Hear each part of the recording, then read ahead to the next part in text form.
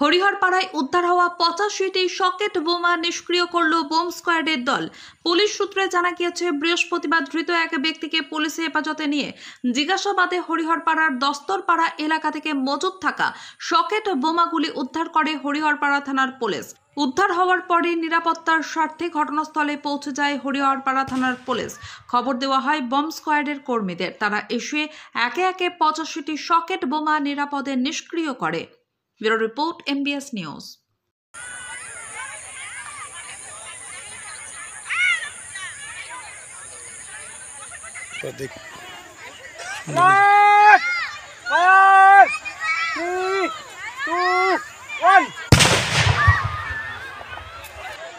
মুর্শিদাবাদের হরিহরপাড়া থানার দস্তুরপাড়া